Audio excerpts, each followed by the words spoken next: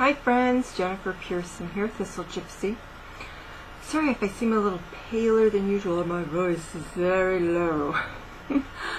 I went and got my oh, now the animals are gonna fuss. I went and got my flu shot today. In the later part of the afternoon, and did a little running around afterwards, and then when I got home I crashed.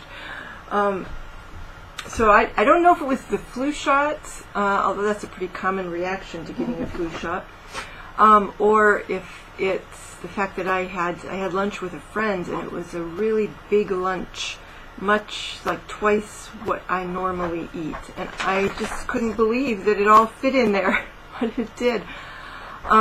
So it could be that is that because I have blood sugar issues, eating a large amount like that will affect you.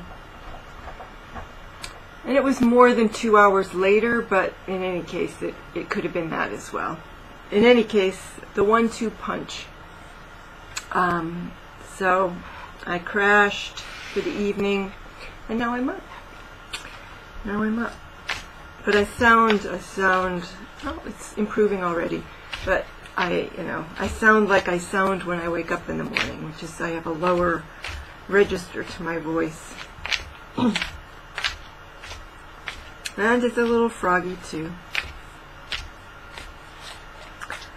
Well, why are you coming out? It's got the 5 of Cups. But I'm not going to take the 5 of Cups. So this is the Ghetto Tarot, and I'm going to use this to pull cards for a Knight of Swords spread. So eons ago, deep in the past, like, I don't know, might have been around this time last year, I wanted to start doing a tarot spread for every card of the deck. And I got through the Page of Swords. I felt like starting with the Courts, and I don't know why I started with the Swords, but I did the Page of Swords. And then, life happens, and here we are. And so I was cleaning off my desk. You see, you've got all this. I've got piles here still. But I made huge progress this morning, sorting, creating some organization on my shelves, and one of the things that turned up was my Knight of Swords, the next spread I was going to do and never got around to. And I thought, well, before I file this, where I file my spreads, I have a little box for 3x5 cards, and I put my spreads on those 3x5 cards, and that's what these are going to be. This is prior to the 3x5 card method of organization. I had all these papers. So I thought, well, before I file it away, I might as well do a video. It is holiday, so I do have time to do that. And I'm not going to do that, though. What I did was I got out my Centennial in a tin, and so here is the Knight of Swords. And so I wanted to think a little bit about him before I do the spread. About him in terms of what he could represent for a variety of different people. And this, to me this is pretty harsh energy. It doesn't necessarily mean that it's a negative thing, because sometimes we need no holds barred energy to push through something, to indicate that we are no longer going to be tolerant of something.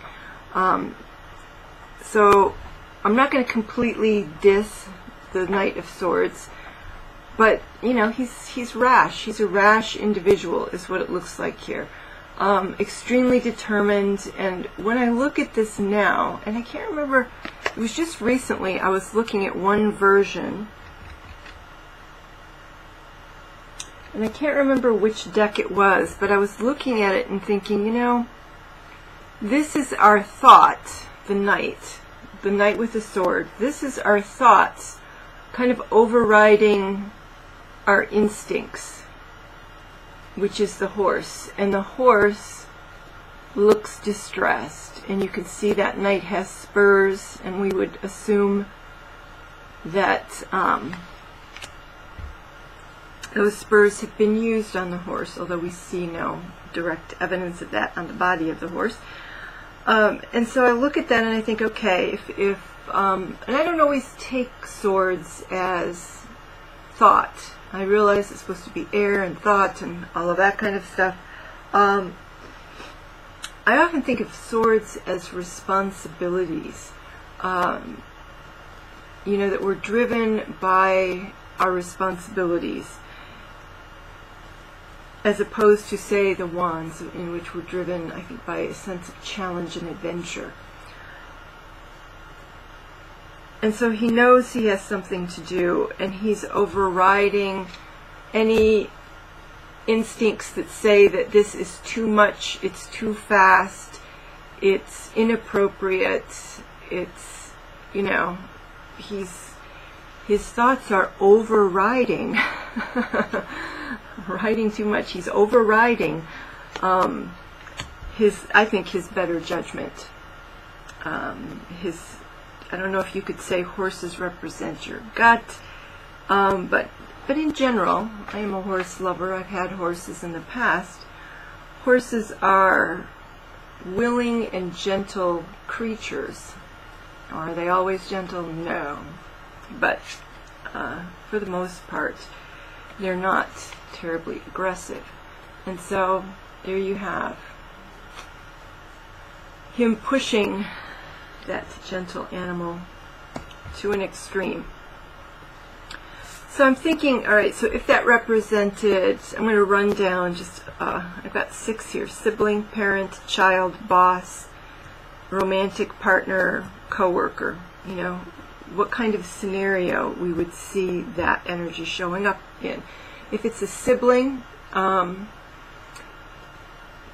it's somebody using, like an older child using, or perhaps it's just a more intelligent, a sharper child, using their ability to bowl over and override another sibling. You know? Being too harsh with another sibling. If it's a parent, then to me it's wanting to push a child faster than the child can naturally go. Now, I'm not going to be judgmental in terms of parents, because although this does not look like good parenting energy probably to anyone, I can respect what parents put up with and the difficulty with certain children in terms of laying down the law. So there is that aspect as a parent with a child. Now, if this is the child, to me this would be tantrum energy. If the Page of Swords is sort of challenging boundaries kind of thing, then this is, like I said, tantrum, just all-out rebellion there. If it's your boss, if this is your boss's energy, generally get into a different department, find a new job. You know, this is somebody who does not have proper control over how they're acting and reacting. Now, if maybe you want your boss to go to bat for you, if you're wanting your boss to go to bat for you, then this could be positive energy in the sense of that person fighting for you aggressively. This is certainly a crusader energy kind of a card. However, again, for the most part, if that's your boss, unless it's just a moment when they freak out for reasons that you don't understand, That's toxic boss energy to me right there. How funny. I put romantic parent here instead of romantic partner. Romantic partner. Kind of similar to boss, you know? This is abusive, especially verbally abusive. Could also be physically abusive. Again, the treatment of the horse. But this is, to me, this is abusive energy. If this is a romantic partner, I would never want to see this as romantic partner energy. Again, unless your romantic partner is defending you from something.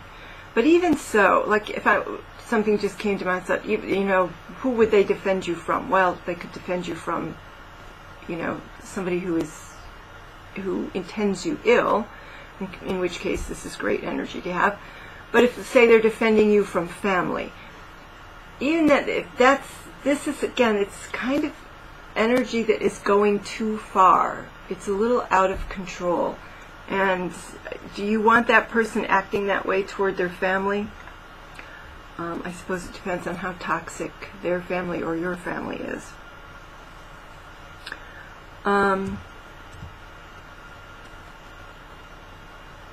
But this is certainly not energy I would want to see come up in a love reading for me or for anybody else. And again, as a coworker, if it's also, you know, we have to keep in mind, is this person's normal energy? Is this the way they normally come across, or is it something incidental? Somebody reacts this way and you're like, oh, what happened? What's wrong? You know, you don't usually act like this. You're not so reactive. So certainly if it's out of character and somebody is acting that way, or if you get it in a reading that somebody's going to react that way, you need to ask yourself how, if it's in a reading that's for the future, or how somebody's going to react to something, you say, well, how is that person being triggered? Because that is not a typical reaction for this person. But if you're trying to find out, like, why somebody is treating you poorly or what's going on, and this comes up, that could be their character. That could be the only way that they know how to make things happen in a workplace, if it's a coworker or a boss. And so that's their default mode, is to be too forceful. I have known people like that in workplace. And what's funny is when they do this to me, I do this right back. And that sets them back a little bit. It's like, oh yeah? Anyway. But, you know, there is a time for compassion if somebody is feeling this way, feeling very defensive, feeling that they need to wipe out any resistance of any kind, just wipe it out completely. Then, you know, it might be time to ask them what's going on. And so this spread is, number 1, how were you triggered? Number 2, why the rush? Number 3, how is your ego involved? Number 4, what are you wanting to prove? Number 5, what will be sacrificed if you charge forward? Because to me, certainly something is going to be sacrificed. If nothing else, the horse, the good judgment, the instincts that say that something isn't right. So what will be sacrificed if you charge forward? 6, what is the most likely outcome of this aggressive drive forward? And I think that's the end of them. And I say to put this in a straight line of cards. So, and this struck me upon finding it and looking at it again. I thought, well, this is kind of an interesting spread for me to do right now, because I just got, I guess it was in my my Wild Hunt spread. Did I get the Wheel of Fortune? No, I don't remember. somewhere here in the, couldn't have been the Oracle Ramble because that's oracles. So it must have been the Wild Hunt where I got the Wheel of Fortune. And one of the things I was thinking upon seeing the Wheel of Fortune, and I don't remember exactly the position, was that it's telling me to wait for the right time, to stop pushing the river, to not think that I needed to do everything right now, to not worry that I can't do everything right now. And I do have, I wouldn't say it's this energy in a bad, not quite that extreme.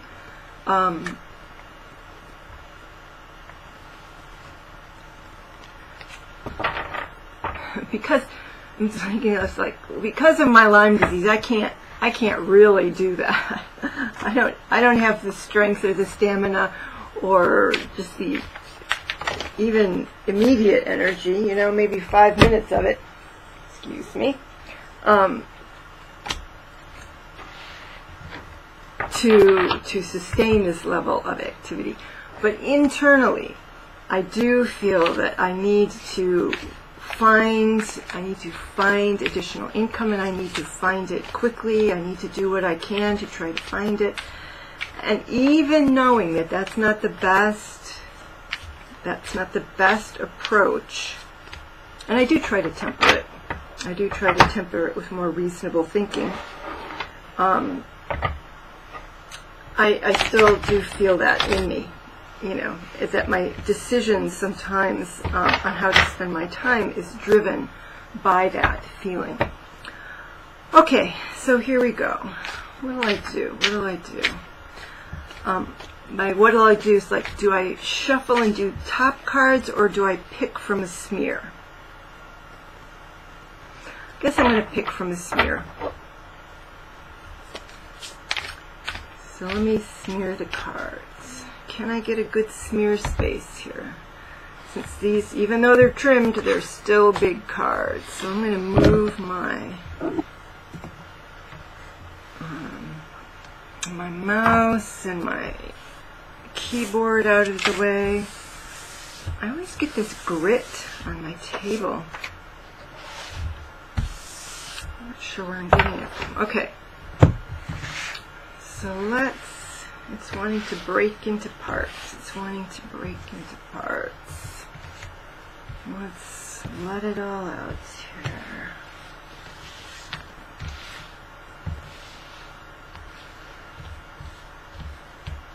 And the reason that I chose these, I think I said recently somewhere, that I was wanting to use this because I'm treating it as too precious.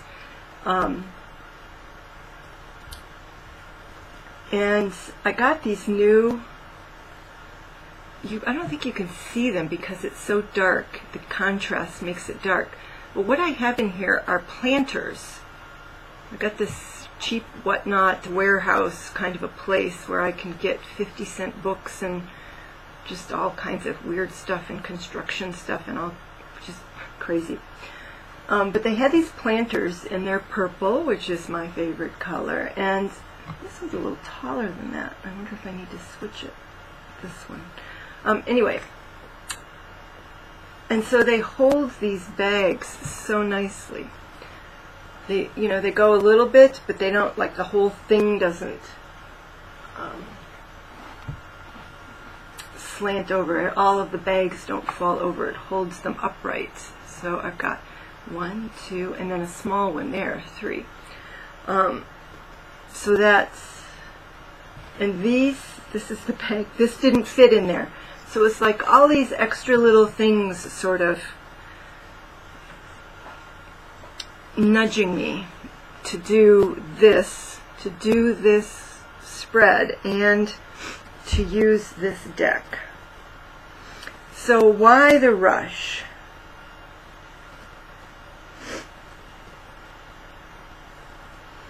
I'm going to choose this for why the rush.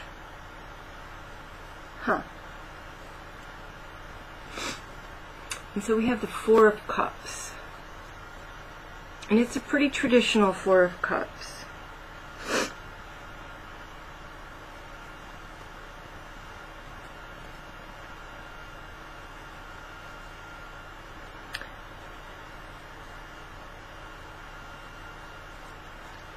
I do get this. So what I've got here is Pentacles. Excuse me, what I've got here is Cups, not Pentacles. But one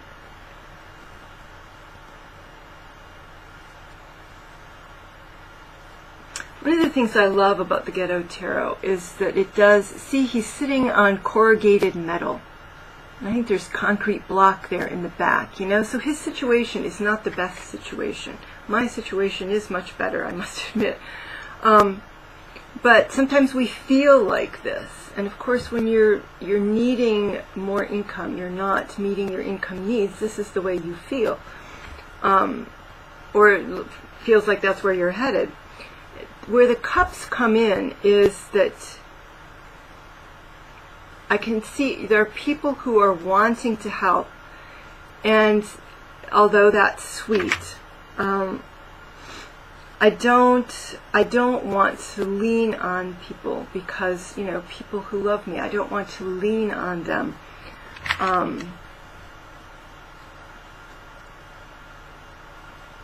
so I don't see myself refusing in quite the way he's expressing himself, in kind of a snotty way. But I would prefer to, I feel like I've got dog hair in my nose. I would prefer to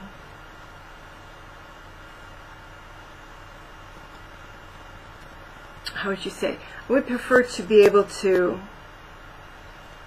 kind of protect the cups I have and not take on any more. To not have to rely on other people. And, you know, the only people I'm likely to rely on are, with the cups, are going to be, because that's where the offers are going to come from, people who love me. Okay, so, oh, whoops, that should be, Why the Rush should have been number 2, but we'll go back to number 1. How were you triggered? Well, that's kind of easy, but let's look. How were you triggered? It's so interesting when you do this smear, or when I do this smear technique, is that cards that were really attractive to me with one question just have no charge to them whatsoever when I go to the next one. Yep, Strength. How were you triggered? Strength. And I think this is my own actually feeling of not being strong. Feeling of not being strong in, you know, do I feel like I have a strong character? Yes. Am I financially strong? No. Am I physically strong? No. And, you know, those two things are related. And so that does trigger me. I think that the fact that that I can't attack the situation with more energy is disturbing to me. And I know it is what it is. It's still disturbing. Whenever I have things go wrong, it tends to be disturbing because I don't have the ability to respond that I used to have. I wouldn't say that I was a go-getter in the sense of being ambitious, but certainly when a situation came up, when I was healthy, you know, I was on it. I can't do that anymore. I can't run out and take just any job. I have to turn down situations that I used to be able to do before. Like I started to entertain the notion of doing dog bathing for a groom shop, And I had to sit back and watch myself for a day, what I could and couldn't do. And I said, Jennifer, you can't do that. What are you thinking? So, number 3, how is your ego involved? Well, I may have just revealed that, but we'll take this. It's the 5 of brooms, so it would be the 5 of wands in a traditional deck. What gets me about this is these guys are all so bored with, it's like somebody came up to them and said, all right, you got to look like you're fighting with brooms. And they're like, oh, you got to be kidding me. So they're not putting their heart into it.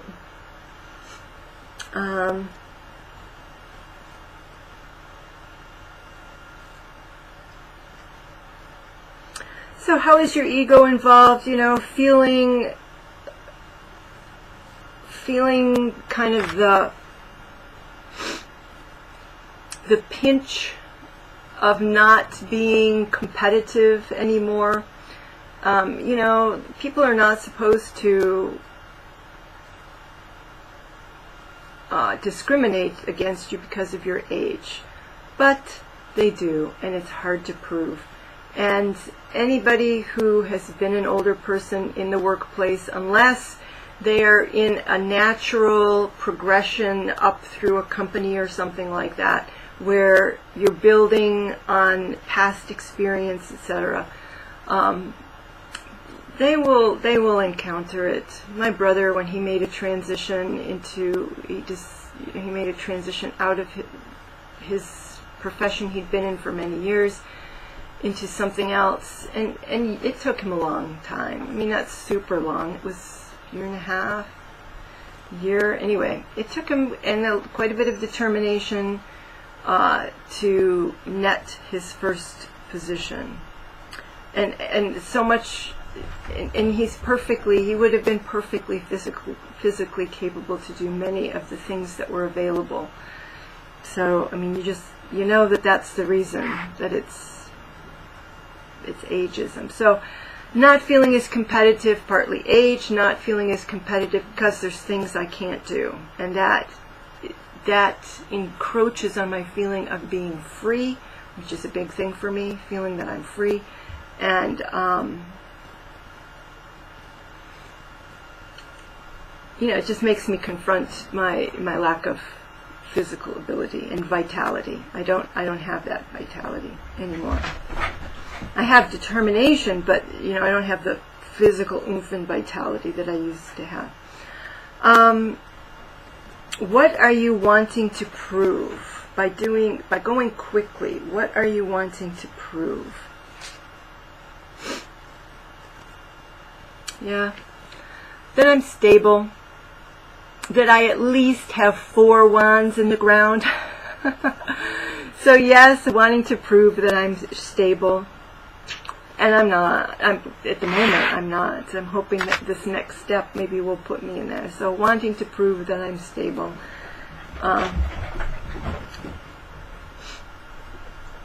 Alright. Or that I can quickly amend situations when one of the pillars, if we think of them as that, if one of the pillars is knocked down, the ability to quickly respond and prop it back up. And I'm living. Yeah, you hear the crazy dog stuff going on. We're getting near their time where I put them out and we go through the bedtime routine, and they get really playful and excited.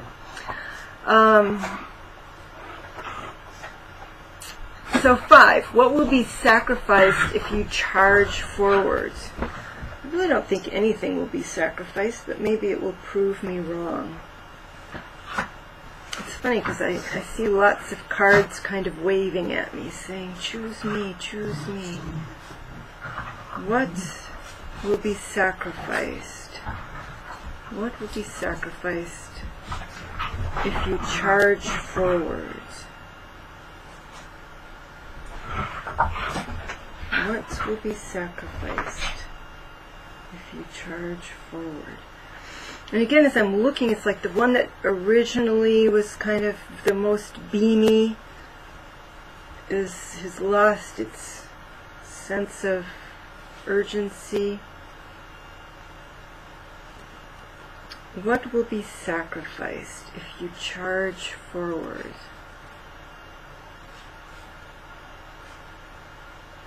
I might choose two. I'm going to choose this one.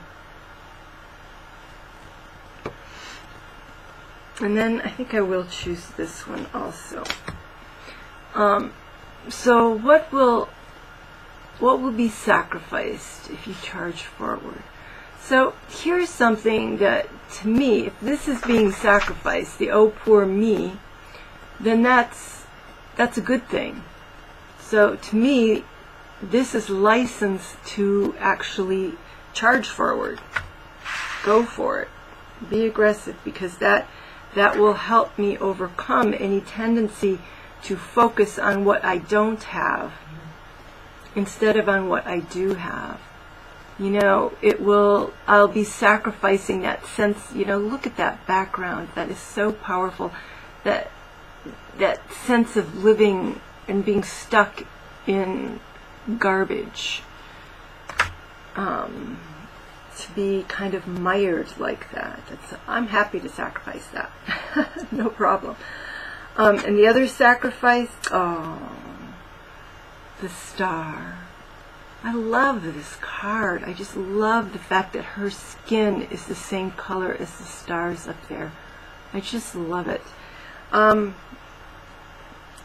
this is something I don't want to sacrifice. So maybe there is a middle ground that I need to think about.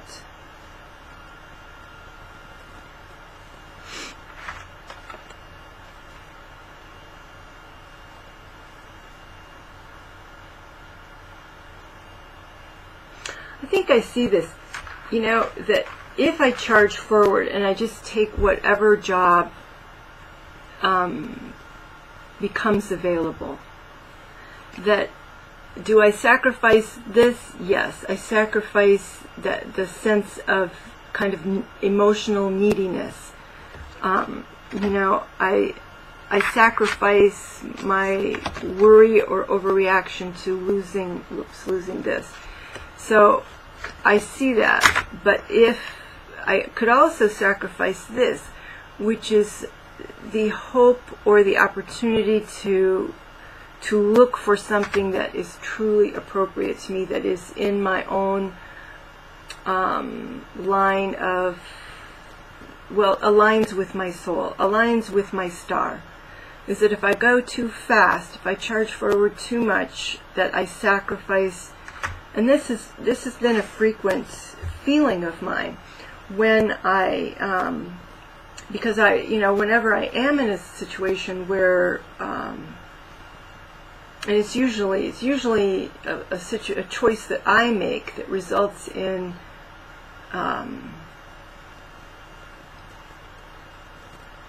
well, sometimes it is. Sometimes it's things like your water heater going out, where you're feeling edgy about your financial security. So when I'm doing that, if I'm looking for a new job, wanting to add income, something like that, I do think in terms of sacrificing. I just totally, I throw it out the window. The guiding star aspect, I throw it out the window. I don't care. It's my root chakras being threatened here. I just need basic survival. So, some true cards here. Last one, number 6. What is the most likely outcome of this aggressive drive forward? What is the most likely outcome of this little dog down here distracting me? No, I'll be done in just a minute. What is the most likely outcome of this aggressive drive forward? Well, I keep coming back to this one. Well, that's nice. 10 of Pentacles. So there are various aspects to this. You know, it's kind of interesting because, you know, you'd think, oh, Ten of Pentacles, good. If I drive forward, I will, in fact, be able to recoup the financial, you know, recover from my financial, I don't know, that I wouldn't call it a crisis, but, you know, financial instability. I'll recover beautifully from the financial instability. But this usually also, this card usually also has a family aspect to it.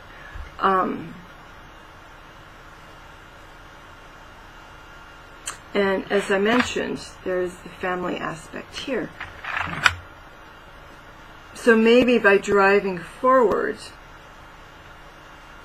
aggressively driving forward, maybe I'll be able to pay my parents back for some of the help they've been giving me.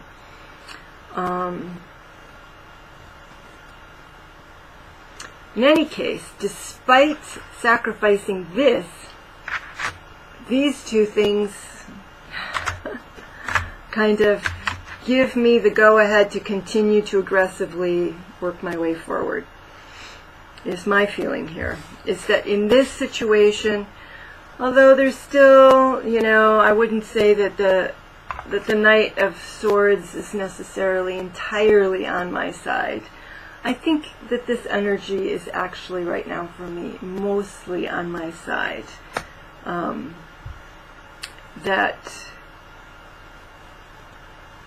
And probably that I could be, I feel encouraged to actually be more aggressive in my search for additional income. Possibly possibly a completely different job, but at the very least, an additional work. All right. Thank you much, everybody. Anybody who actually stuck through it all the way through this particular reading. I will put, and anybody who's come this far probably has already figured it out. I will go ahead and put the spread in the information box below the video, so that you have it there readily handy. All right, everybody. Thanks for being curious, and I hope this spread is useful to you at some point in the future. All right. Take care. Bye-bye.